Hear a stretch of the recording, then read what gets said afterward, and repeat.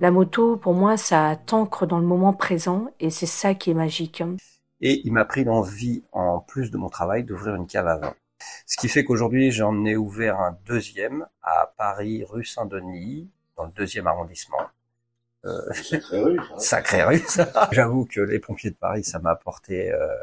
pour moi, c'est la plus belle des écoles. Provins, c'est avant tout une micro-aventure que l'on s'offre. Alors, les remparts, c'est l'âme de Provins. Vivre dans un donjon. Il y avait un espace sombre qu'on nommait cabinet de réflexion. J'ai trouvé ça hyper spirituel. Il n'y a pas de hasard, il n'y a que des rendez-vous avec la vie. Avec le recul, je vois la maladie comme un accélérateur de vie. Hier, on a fait un petit casse-croûte, on a bu un petit coup de pinard. Et ça, c'est la vie, quoi. C'est la vie, ça. Sans se prendre le chou, sans... Bon, bah, dis donc, je crois bien que c'est le dernier, par contre. Ah oui, Ouais. après blanc-blanc, ah ouais.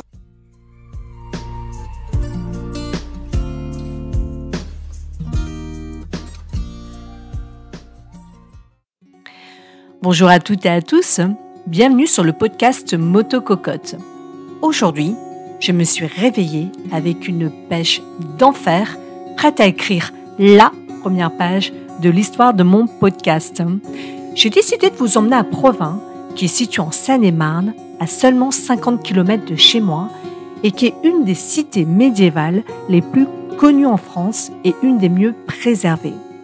Dans ce podcast, je vous recommanderai 5 visites qu'il ne faut absolument pas louper.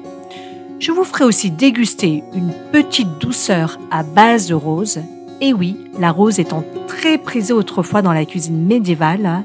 Mais avant ça, je vous présenterai David, un ami, mais surtout le meilleur caviste de Provins.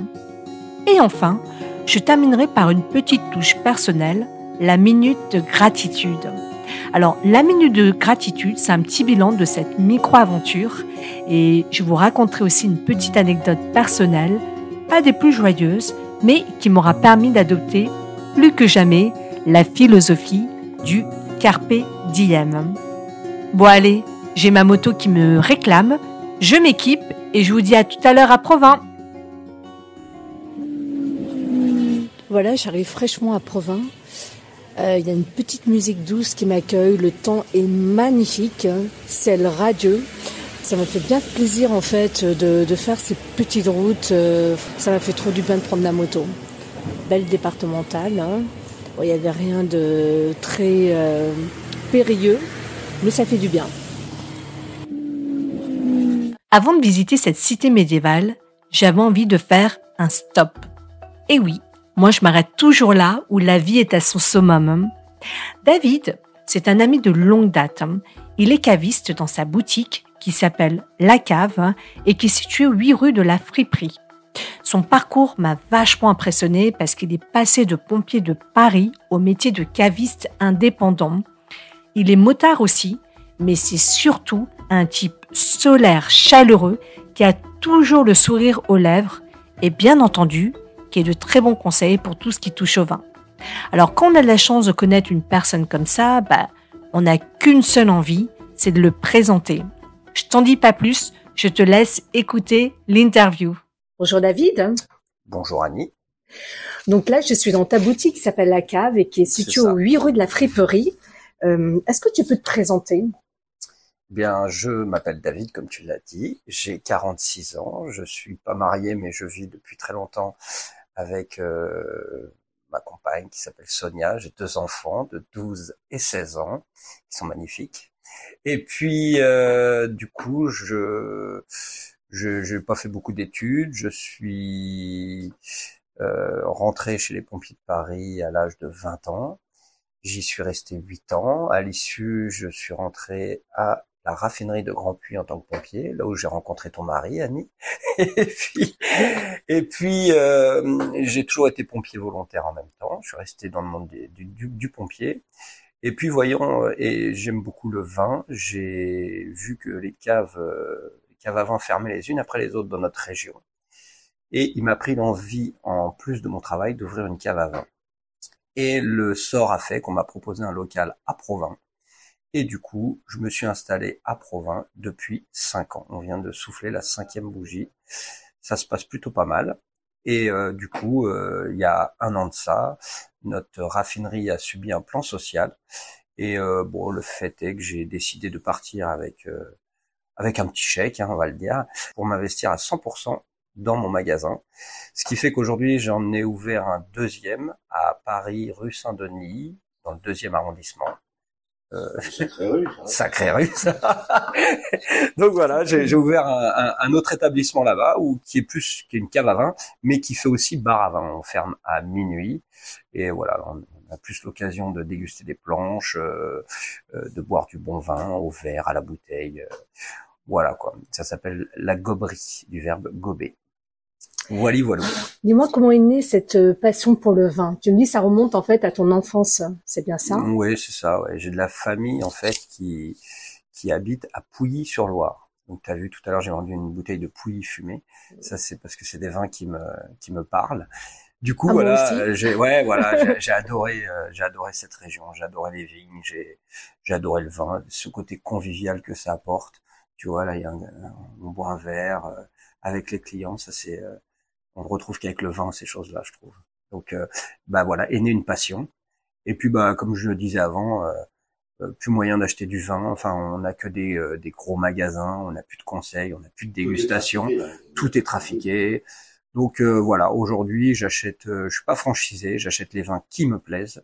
Je vais chez les vignerons, je goûte. J'ai beaucoup de commerciaux qui passent, qui me font goûter, qui aujourd'hui connaissent mes goûts. Ils arrivent et disent tiens David, je pense que ça va te plaire. Et moi, je leur transmets aux clients et ça marche plutôt pas mal du coup. Dis-moi, qui est ta clientèle aujourd'hui?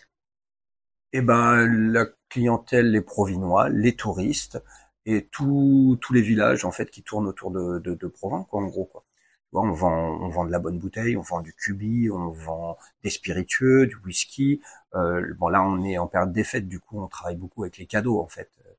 Voilà, on a des coffrets cadeaux, on a tout plein de choses. Et ça, voilà. Donc moi, je suis vraiment un enfant de la région, donc je suis un petit peu, on va dire, connu dans le secteur. Donc quand je suis arrivé, j'avais des amis qui étaient là, qui me connaissent depuis que je suis tout petit. Ils passent, ils ont un cadeau à faire, ils viennent, ils envoient leurs collègues et le bouche à oreille fait qu'on travaille pas trop mal aujourd'hui. Ouais. Et puis en plus, je me lance de plus en plus dans les paniers garnis en fin d'année. Donc la raffinerie de Grand Puy, ça fait 2 années de suite qu'ils me font faire leur colis de fin d'année. Donc là, on parle de 350 colis quand même, tu vois, ça commence à faire du bruit. Et puis j'ai des potes qui sont dans des travaux publics, ils me font faire aussi leur repas de fin d'année. Je me lance un peu dans tout ça, tout ce côté convivial en fait. Faut que ça reste de la convivialité. Et là, je peux intervenir du coup. C'est vrai qu'en passant dans la boutique, j'ai l'impression qu'il y a eu pas mal d'habitués. Est-ce que tu t'attendais justement à cet engouement? Parce que voilà, les gens arrivent, tu sais tout de suite en fait ce qu'ils veulent. Il y a il y a une proximité qui se met en place et voilà, comment c'est venu tout ça très très naturellement? Ouais, après c'est mon côté naturel. Moi, je dirais que j'aime bien les gens, j'aime bien leur parler, j'aime bien découvrir. Et j'aime bien boire un verre avec. Bon, je suis assez fêtard déjà à la base. Du coup, voilà. J'avoue que les pompiers de Paris, ça m'a apporté, pour moi, c'est la plus belle des écoles. Ça m'a apporté beaucoup, énormément. Une deuxième famille, des amis que je vois toujours. C'est l'école de la vie pour moi. Dommage qu'il n'y ait plus l'armée aujourd'hui parce que moi, c'est ce qui m'a emmené là-bas. Et je le souhaite à tout le monde. Donc voilà, étant pompier, la fête, la convivialité, partager un casse-croûte, voilà. Bon, certains vont dire que c'est pas terrible, mais je suis aussi chasseur. Donc la chasse, forcément. Hier, on a fait un petit casse-croûte, on a bu un petit coup de pinard, et ça, c'est la vie, quoi. C'est la vie, ça. Sans se prendre le chou, sans. C'est une action, non? Ouais, bien sûr, ouais, bien sûr. Du côté de Châteaublot-la-Crombrie. Ouais, on a fait 2 sangliers hier, tu vois, c'était. Salut.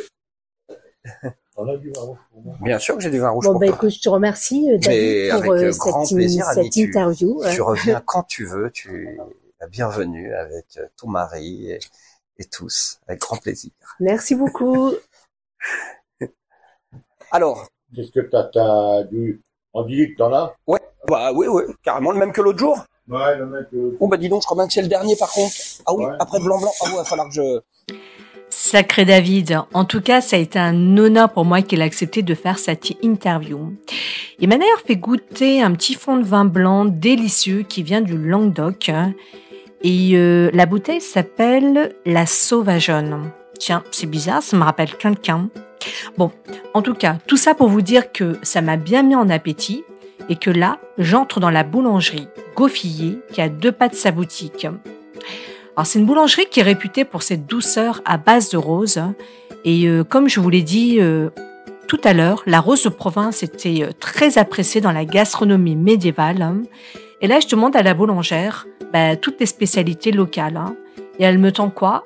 Des macarons roses, elle me tend aussi des biscuits de Reims, sa confiture de pétales de rose. Et vu que j'avais pas assez de place dans mon sac à dos, j'ai dû faire un choix, sacré dilemme. Et là, j'ai opté pour les macarons roses. Moto Cocotte, c'est un podcast qui s'intéresse de près à la gastronomie locale. Et vu que j'adore manger, il était naturel pour moi de mettre en avant le sujet. Alors, qu'est-ce que ça donne les macarons à base de poudre d'amande, de sucre et d'extrait de rose? Ça ressemble pas aux macarons qu'on a l'habitude de voir. Là, le macaron, il est moelleux à suer et quand on croque dedans, on sent que ça se détache assez facilement dans la bouche pour venir fondre gentiment dans le palais. On sent bien le goût de la rose par contre. C'est bon et c'est une belle douceur pour le tea time.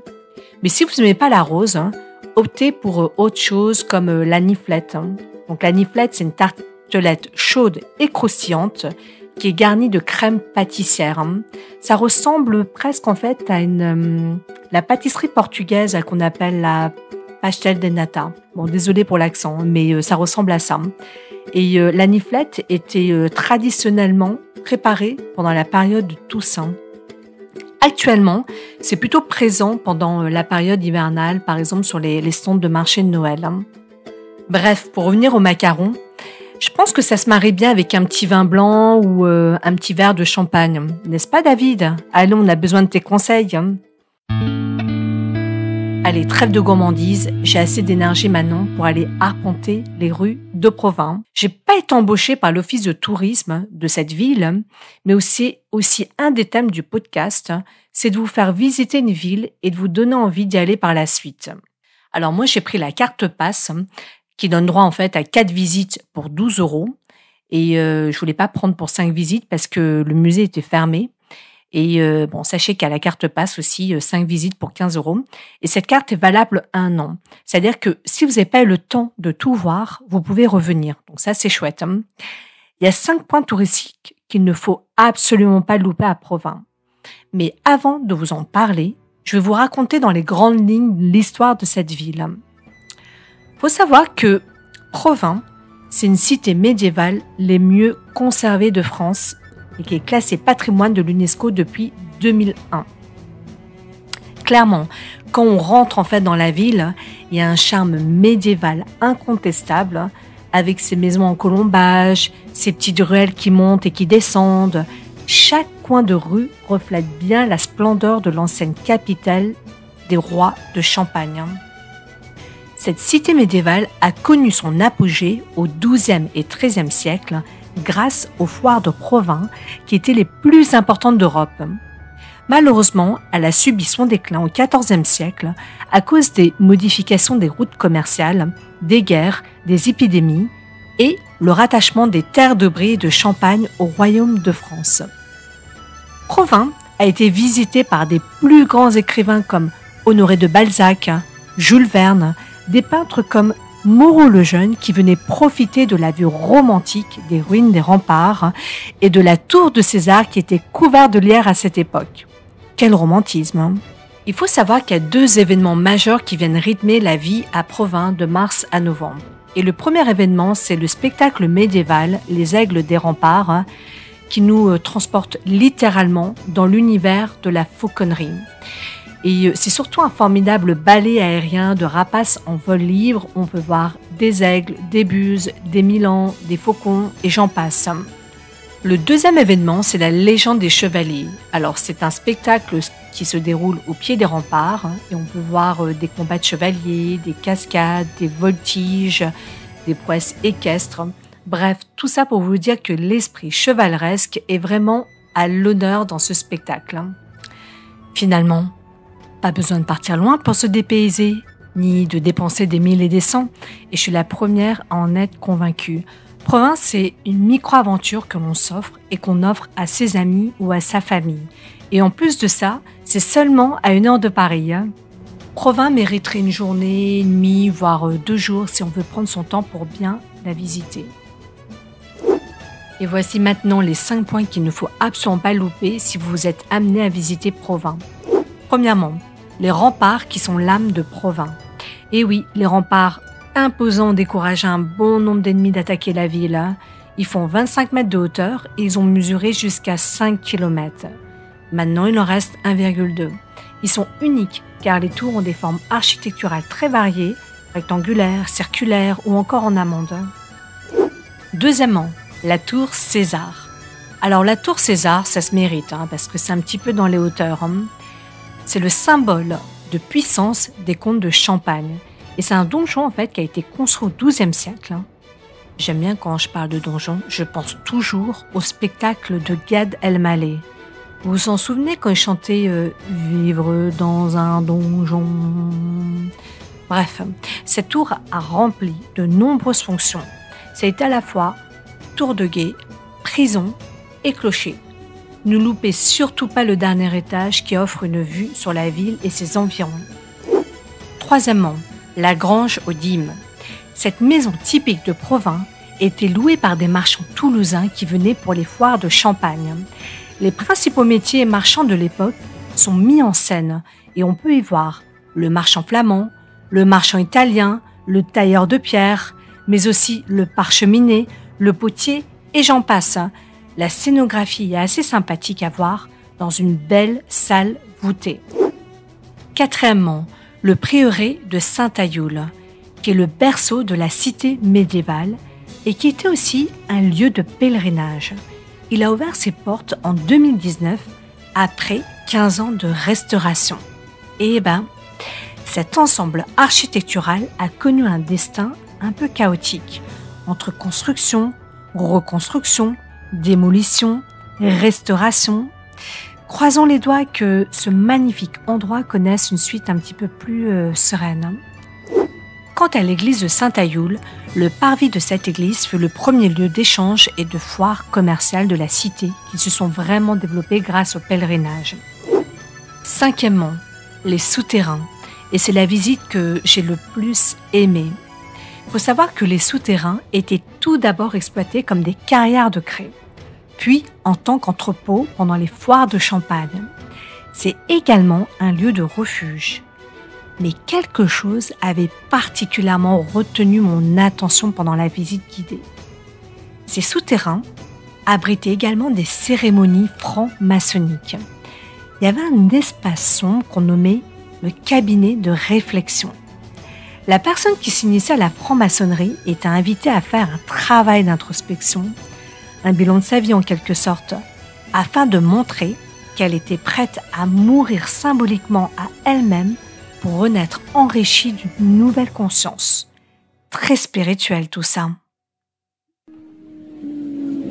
Je suis rentrée chez moi, il était 19h environ, et je vous avouerai que j'ai pas pris la bonne sortie sur un rond-point, et au lieu de prendre la direction de Melun, j'ai pris la direction de Meaux et Marne-la-Vallée. Et j'ai dû me taper 10 bandes supplémentaires dans la nuit. Ouais, je suis une vraie championne. Il n'y avait pas grand monde en plus et j'avais un petit peu peur. En même temps, j'ai kiffé ce moment quand t'as personne et que tu roules avec la nuit en compagnie.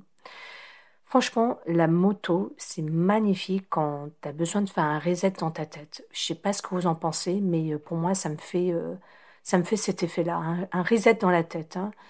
La moto, pour moi, ça t'ancre dans le moment présent et c'est ça qui est magique. Quand tu descends de ta bécane, t'as le sourire aux lèvres et pour moi, c'est un antidote au coup de blues, je trouve. Alors, sans transition, comme je suis un peu dans le mood de la confession, il y a un rituel que je vais mettre en place tout au long des épisodes de Moto Cocotte et que j'ai nommé la minute de gratitude. En réalité, il n'y a pas de hasard, il n'y a que des rendez-vous avec la vie. Et Moto Cocotte, c'est le fruit d'une terrible épreuve que j'ai endurée et que j'endure à une échelle moindre maintenant, puisque je suis actuellement en rémission d'un cancer de l'ovaire qu'on m'a diagnostiqué fin 2021.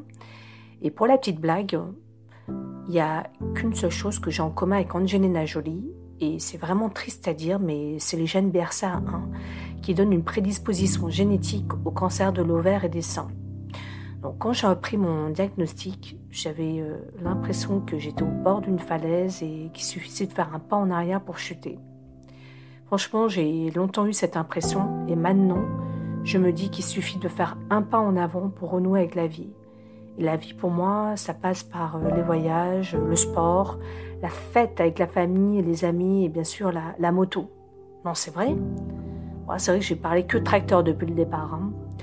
Avec le recul, je vois la maladie comme un accélérateur de vie. Je me dis parfois que mon tempérament épicurien m'a vraiment aidé à ne rien regretter si je dois faire un bilan du haut de mes 43 ans.